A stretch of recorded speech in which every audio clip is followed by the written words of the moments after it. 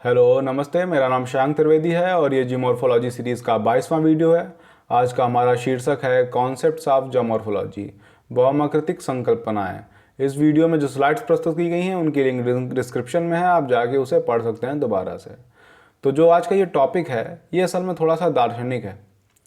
अभी तक हम लोग क्या लेथोस्फीयर पढ़ रहे थे, हम लोग स्थल मंडल को पढ़ रहे थे, उसके मैकेनिज्म को समझने की कोशिश कर रहे थे कि कैसे लेथोस्फीयर वर्क करता है। प्लेट टेक्टोनिक थ्योरी पढ़ी हम लोगों ने, आइसोस्टेसी पढ़ा हम लोगों ने, भूकंप, ज्वालामुखी, अलग अलग विविध प्रकार की चीज़ें पढ़ी, सिर्फ ये जानने के लिए कि जो लैंडफॉर्म बन गए, टेक्टोनिक लैंडफॉर्म जो थे विवर्तनिकी द्वारा, ये कैसे बने।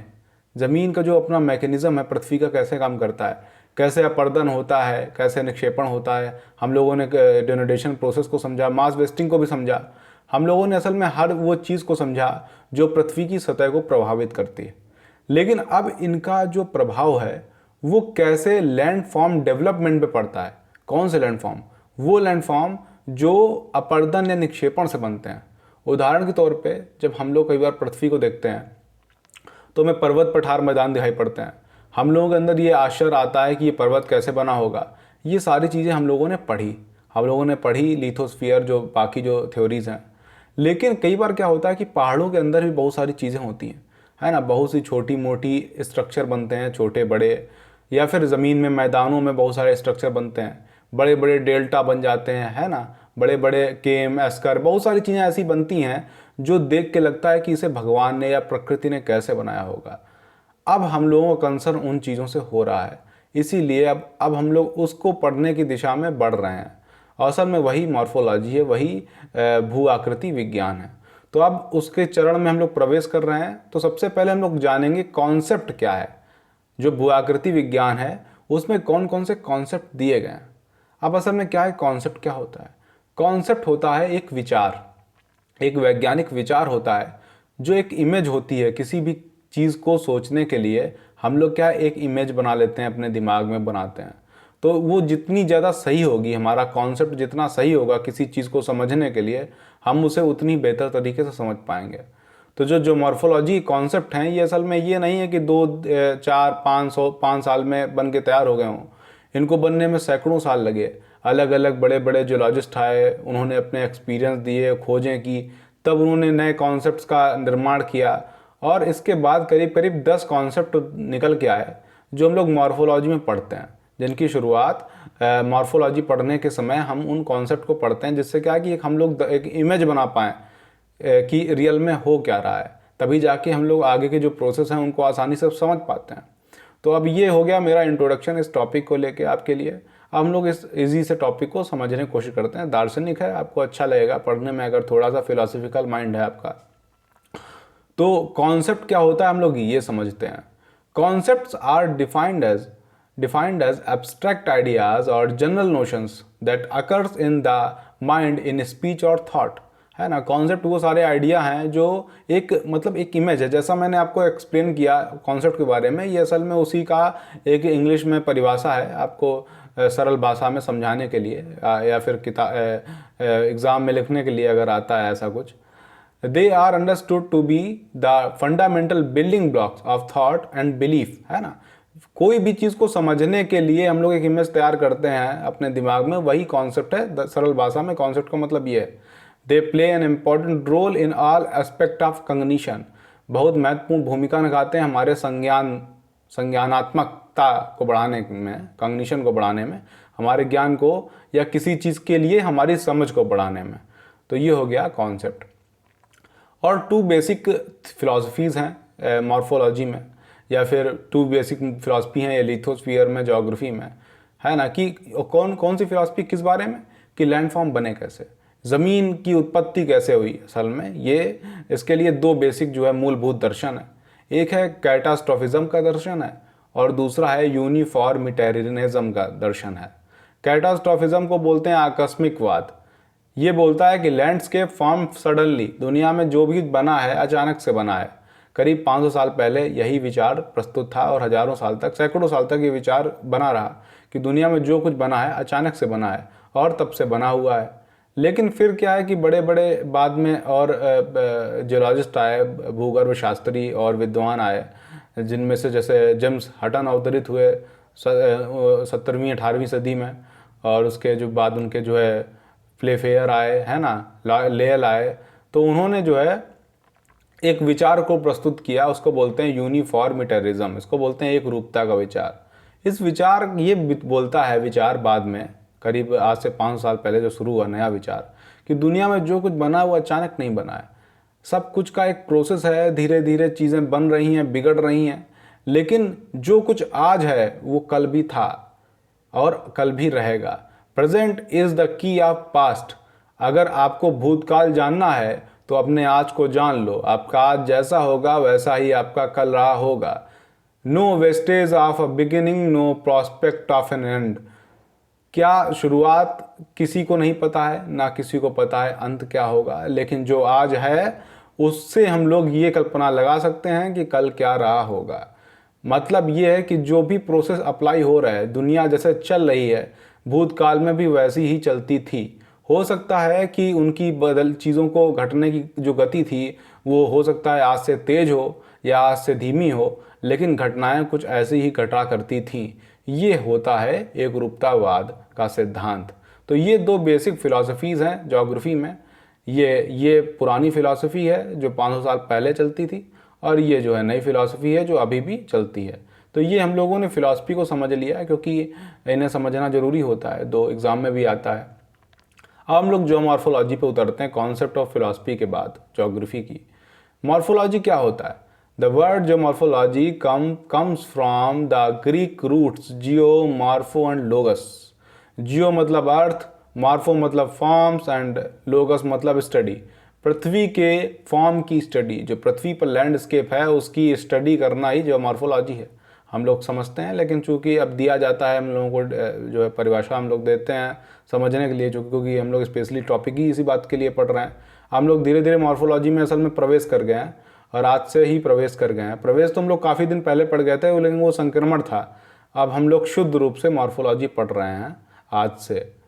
Morphologists are primarily concerned with the study of Earth's superficial feature, including their origin and evolution and impact on human activity। ठीक है, ह्यूमन मतलब ये मॉर्फोलॉजिस्ट क्या करते हैं और मॉर्फोलॉजी क्या होता है इस बारे में हम लोग जानते हैं। असल में हम लोग जानते ऑलरेडी हैं मॉर्फोलॉजी क्या होता है। लैंडस्केप का अध्ययन है, पृथ्वी पर जो संरचना है कैसे बनी, क्यों बनी ये सवाल नहीं है, कैसे बनी ये सवाल है, और ह्यूमन एक्टिविटी में मानव के लिए उनका क्या उपयोग हो सकता है।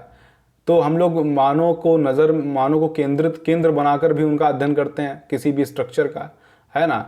तो वो हम लोग अप्लाइड जियोमॉर्फोलॉजी पढ़ते हैं। जब हम लोग आगे मॉर्फोलॉजी के टॉपिक खत्म करेंगे तो फिर अप्लाइड जियोमॉर्फोलॉजी पे थोड़ा बहुत बात करेंगे। फिलहाल क्या है कि द बेसिक और fundamental concept of geomorphology are एज फॉलोज। अब हम लोग उन कॉन्सेप्ट की बात करते हैं जो इस जियोमॉर्फोलॉजी में हम लोग पढ़ते हैं। कौन कौन से विचार हैं, क्योंकि उन विचार को अगर आपने समझ लिया तो हम लोगों के लिए बड़ा आसान हो जाएगा पूरी मॉर्फोलॉजी जो आगे के स्ट्रक्चर हैं पढ़ना। हम लोग बहुत सारे विचार ऑलरेडी जान चुके हैं और बहुत सारे विचार हम लोग आगे जान जाएंगे, और वो सारे विचार हम लोग एक जगह 10 बिंदुओं के रूप में आपके सामने ये प्रस्तुत हैं। पहला विचार ऐसे है कि the same physical process and laws that operate today operated throughout geologic time, although not necessarily with the same intensity as follows। ये है अपना एक रूपतावाद का सिद्धांत जो पहला लॉ है। ये बोला जाता है कि दुनिया में जितने अभी प्रोसेस चल रहे हैं, प्रक्रम कारगर हैं पृथ्वी को बनने के लिए, लैंडफॉर्म का डेवलपमेंट के लिए, वो भूतकाल में भी चल रहे थे और आगे भी चलते रहेंगे। वो अलग बात है, although not necessarily with the same intensity as now।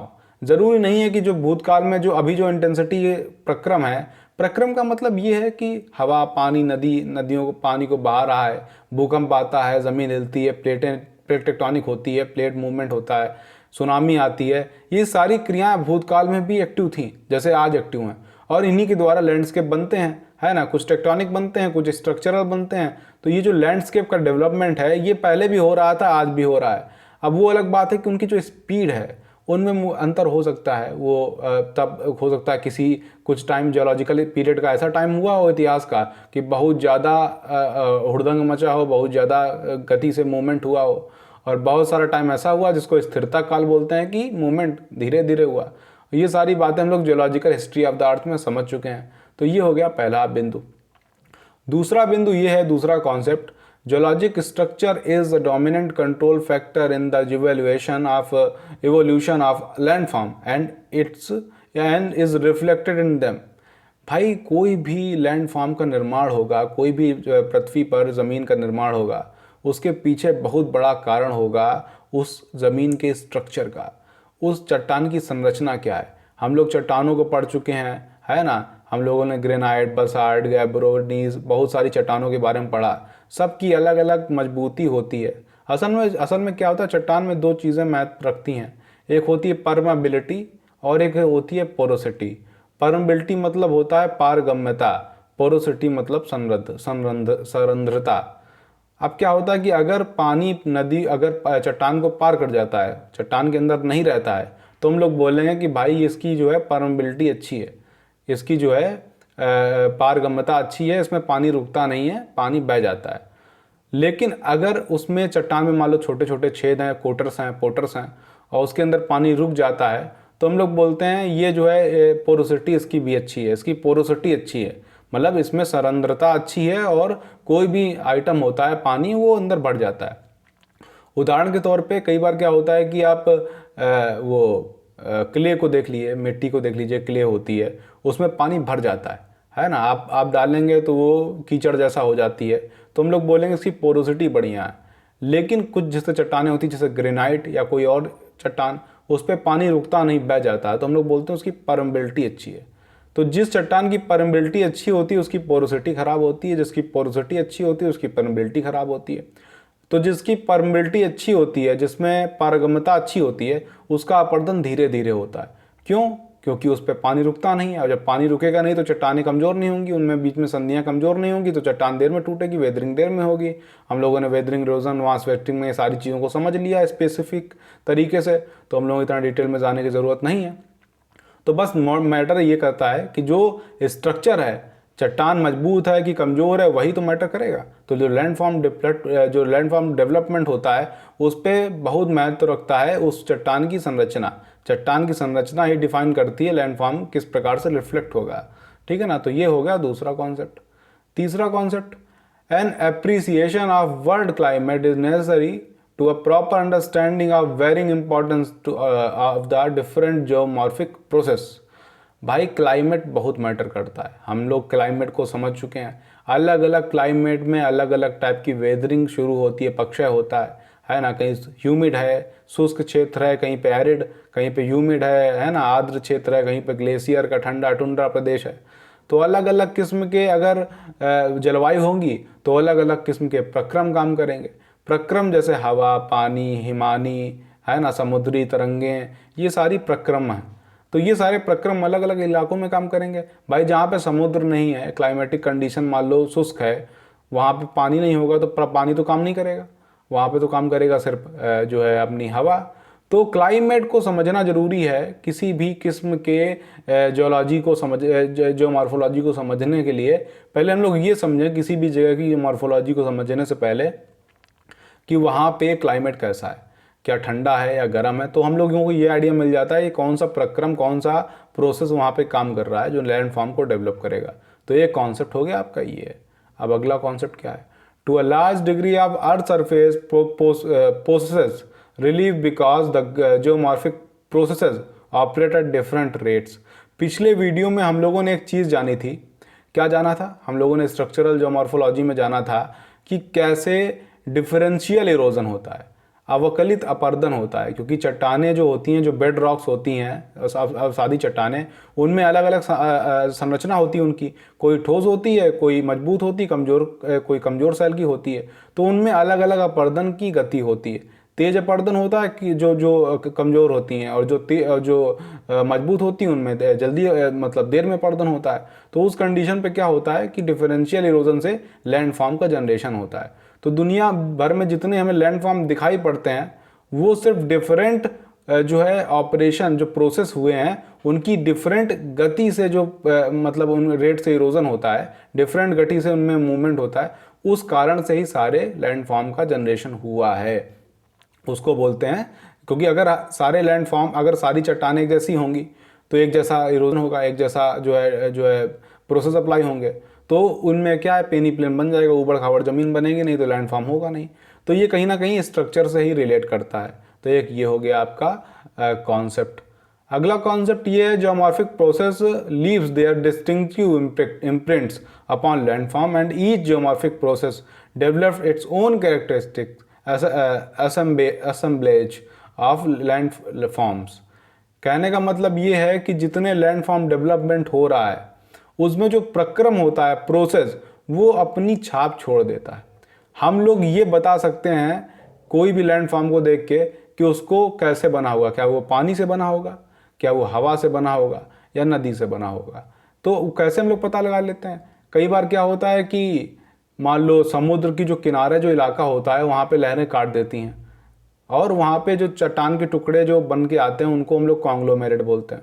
तो वहाँ पे जो कॉन्ग्लोमेरेट अगर हमें कहीं भी मिलता है पृथ्वी पर, तो हम लोग ये जान जाते हैं कि यहाँ पे कभी समुद्र रहा होगा, समुद्री तरंगों ने इसे काटा है इस तट को, भले वहाँ पे आज समुद्र ना हो। या फिर बोल्डर, जब हिमानी अपर्दन करती है बर्फ की नदी तो छोटे छोटे टुकड़ों में चट्टानों को तोड़ देती है, उसे हम लोग बोल्डर बोलते हैं। तो उन बोल्डर अगर हमें कहीं मिल रहे हैं पृथ्वी पर, भले वहाँ पे आज बर्फ़ नहीं है, तब भी हम लोग सोचेंगे कहीं ना कहीं यहाँ पे बर्फ़ जरूर रही होगी और एक समय बर्फ़ ने यहाँ पे अपर्दन किया होगा। तो हर जो है प्रोसेस जो होता है, जियोमॉर्फिक प्रोसेस, वो अपना एक जो है इम्प्रिंट छोड़ ही देता है वहाँ पे, जिसे हम लोग समझते हैं। तो ये भी एक कॉन्सेप्ट है, ये भी इंपॉर्टेंट कॉन्सेप्ट है, आगे सारे कॉन्सेप्ट काम आएंगे अपने। और ये है अगला concept, as the different erosional agents act upon the earth surface there is a produced an orderly sequence of landforms. ये बोलता है स्टेज की जो है प्रॉब्लम। भाई लैंडफॉर्म क्या होता है? स्ट्रक्चर, प्रोसेस और टाइम का जो है उसका उत्पाद होता है। और पेंक बोलते हैं स्ट्रक्चर, प्रोसेस और स्टेज का उत्पाद होता है। स्टेज बहुत मैटर करती है किसी भी लैंडफॉर्म डेवलपमेंट में। जब हम लोग साइकिल ऑफ इरोजन पढ़ेंगे, अगला वीडियो हम लोगों का उसी पे होगा, अपर्दन चक्र, तो हम लोग ये जानेंगे कि जो कोई भी नदी होती है उसकी 3 अवस्थाएं होती हैं, युवा, प्रौढ़ और वृद्धावस्था, यूथ, मैच्योर और ओल्ड एज। तो अलग अलग अपनी अवस्थाओं में, चाहे नदी हो, चाहे हवा, चाहे दूसरे जो है एजेंट हों, वो मतलब इरोजन के, अलग अलग कंडीशन जो होती हैं अलग अलग क्लाइमेट पे, तो उनमें क्या है कि कोई भी लैंडफॉर्म बनता है उसकी 3 स्थितियाँ होती हैं, युवावस्था, वृद्धावस्था, प्रौढ़ावस्था और वृद्धावस्था। तो ये अलग अलग स्टेज में अलग अलग लैंडफॉर्म का निर्माण होता है। जैसे नदी जब अपर्दन करती है, अपनी युवावस्था में होती है, तो वो बड़े बड़े गॉर्ज का निर्माण करती है। फिर जैसे वो मैदानी इलाकों में आती है तो बड़े बड़े सांप जैसी नदी बहती है ना मैदानों में, जैसे मियंडर बोलते हैं, तो मियंडर का निर्माण करती है। और जब नदी बूढ़ी हो जाती है तो उसको मलबा बहा के नहीं ले जा पाती है, तो मलबा का जमा कर देती है और वो डेल्टा का निर्माण करती है। तो अलग अलग स्टेज में अलग अलग टाइप के लैंडफॉर्म का डेवलपमेंट होता है। ये एक मैटर करता है, ये एक कॉन्सेप्ट है, इसको भी जानना हमें ज़रूरी होता है। तो एक ये कॉन्सेप्ट हो गया। अगला कॉन्सेप्ट है complexity of geomorphic evolution is more common than simplicity. ये हमें ये बताने की कोशिश करता है कि कोई भी लैंडफॉर्म होगा वो एक प्रोसेस से नहीं बना है, उस पर बहुत सारे अलग अलग प्रोसेस अप्लाई हुए हैं। क्यों? क्योंकि भाई अगर हमने मान लिया कि कोई हवा चल रही थी, हवा से कोई लैंडफॉर्म बना। अब भाई लैंडफॉर्म बनने में सैकड़ों, हजारों, लाखों साल लगते हैं। जरूरी नहीं कि लाखों साल तक वो ज़मीन स्थिर रही, बीच में भूकंप आ गया, सुनामी आ गई, तूफान आ गया, ज्वालामुखी फट गई, नहीं तो क्लाइमेट बदल गया, प्लेट मूव करके उस साउथ से नॉर्थ में पहुंच गई, है ना, जहाँ पे गर्म मौसम था वहाँ पे ठंडा हो गया। तो हर चीज़ अगर बदल जाएगी तो एक मॉर्फोलॉजिकल प्रोसेस अप्लाई नहीं होगा, बहुत सारे मॉर्फोलॉजिकल प्रोसेस एक साथ अप्लाई हो जाएंगे। तो कॉम्प्लेक्सिटी ज़्यादा है। आप किसी भी लैंडफॉर्म को देख के ये नहीं एग्जैक्टली बोल सकते कि भाई ये ऐसे बना था, उस पर बहुत सारे एजेंट, बहुत सारे पीरियड अप्लाई हुए हैं टाइम के। तो हमें इन सब का अध्ययन करना पड़ता है, तब जाके हम लोग आइडिया लगा पाते हैं कि ये लैंडफॉर्म का डेवलपमेंट कैसे हुआ। एक ये कॉन्सेप्ट हो गया आपका। अगला कॉन्सेप्ट है little of the earth topography is older than tertiary and most of it know older than Pleistocene. ये घुमा के लिखा है सेंटेंस। ये बस बताने की कोशिश कर रहा है कि टोपोग्राफी जो है पृथ्वी की, जो पृथ्वी की लैंडफॉर्म है, वो टर्शियरी से ज़्यादा पुराने नहीं है। टर्शियरी मतलब करीब करीब 650 करोड़ साल पहले से के जो लैंडफॉर्म है वो हमें अभी देखने को बहुत कम मिलते हैं। क्यों? क्योंकि उनका अपर्दन हो गया, घिस गए हैं। इसके अलावा टर्शियरी में जो पीरियड जो लैंडफॉर्म बनना शुरू हुए, जैसे हिमालय या आल्प्स, वलित पर्वत, वो जाके प्लीस्टोसिन में पूरे हुए। तो प्लीस्टोसीन के ज़्यादातर हम जितने लैंडफॉर्म देख रहे हैं दुनिया में वो प्लीस्टोसीन के ही हैं, क्योंकि प्लीस्टोसीन में आइस एज आया और सारे लैंडफॉर्म डेवलपमेंट कंप्लीट हो पाए या फिर उस कंडीशन पे पहुंच पाए जैसे आज हैं।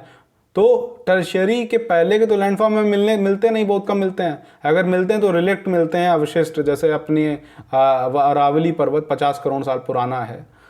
लेकिन इसके बाद अगर लैंडफॉर्म बनते भी हैं टर्शियरी के तो वो कंप्लीट हो पाए प्लीस्टोसीन में। तो हमें प्लीस्टोसीन के बाद के लैंडफॉर्म सबसे ज़्यादा मिलते हैं और टर्शियरी के सबसे कम मिलते हैं। ये हमें बोलता है एक कॉन्सेप्ट। तो एक हो गया आपका ये कॉन्सेप्ट। अगला कॉन्सेप्ट आता है proper interpretation of present day landscape is impossible without a full appreciation of the manifold influence of the geologic and climatic changes during the Pleistocene. ये पिछले वाले कॉन्सेप्ट से रिलेट करता है। आपको ये समझना पड़ेगा कि प्लीस्टोसीन एक संक्रमण, एक बदलने का काल था जियोलॉजिकल हिस्ट्री में। आप geological history of the earth का वीडियो जाके देखिए, आपको समझ में आएगा कि उस समय आइस एज आई और बहुत सारे टेक्टोनिक एक्टिविटीज़ हुई, प्लेट्स में मूवमेंट हुआ। कभी आप आइस एज मूवी देखिए जो है एनिमेटेड फिल्म है, आपको समझ में आएगा प्लेट्स का मूवमेंट हुआ, वलित पर्वत अपनी स्थितियों को प्राप्त किए। इसके अलावा करीब 10 मिलियन स्क्वायर माइल का जो है मील का क्षेत्र बर्फ़ से ढका हुआ था और उससे कई ज़्यादा एरिया में उस आइस एज का, उस बर्फ़ के युग का, शीत युग का जो है प्रभाव रहा। इसलिए हमें प्लीस्टोसीन को समझना पड़ता है, उसकी क्लाइमेट कंडीशन को, उसके जियोलॉजिकल हलचलों को, क्योंकि उसी समय सारे एक्टिविटीज़ हुई, इतनी एक्टिविटीज़ हुई कि उसके पहले जो लैंडफॉर्म डेवलप हुए थे उन्होंने अपने वास्तविक अस्तित्व को खो दिया और वो ट्रांसफॉर्म हो गए प्लीस्टोसीन के प्रभाव के कारण, क्लाइमेटिक और जियोलॉजिक चेंजेस के कारण। तो अगर हम लोग सपोज 4 करोड़, 10 करोड़, 50 करोड़ साल पुराने लैंडफॉर्म देखते हैं तो हमें सबसे पहले उसका आकलन प्लीस्टोसीन की नज़र से करना पड़ता है कि प्लीस्टोसीन के समय इस पर क्या बीती होगी, क्योंकि उसके पहले, उसके प्लीस्टोसीन आने के बाद उस लैंडफॉर्म को पूरी तरीके से ट्रांसफॉर्म हो गया। तो हम लोग उसको इस नज़र से नहीं देख सकते कि आज ऐसा दिख रहा है इसका मतलब 50 करोड़ साल पहले ऐसा था। प्लीस्टोसीन के पहले वो कैसा था ये जानना हमें ज़रूरी है। तो ये हमें एक मिलता है कॉन्सेप्ट, ठीक है ना। और आखिरी कॉन्सेप्ट ये है जो सबका सार है, geomorphology although concerned primarily with present day landscape attains its maximum usefulness by historical extension।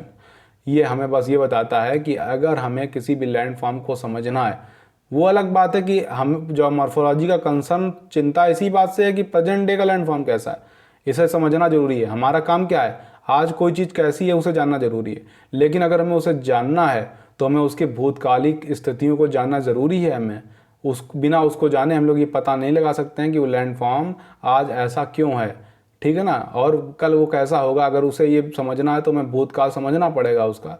तो ये कहीं ना कहीं पहले कॉन्सेप्ट से जुड़ा हुआ है, एक रूपतावाद के, present is the key of past. तो ये अपने लिए कॉन्सेप्ट ज़रूरी है। थोड़ा सा घुमा के है आइडिया इसका, लेकिन बात वही है। तो टोटल ये 10 कॉन्सेप्ट हो गए, 2 बेसिक फिलॉसफी हो गई। ये है हमारा आज का टॉपिक। अगले वीडियो में मिलते हैं। Cycle of erosion. आपका दिन शुभ हो।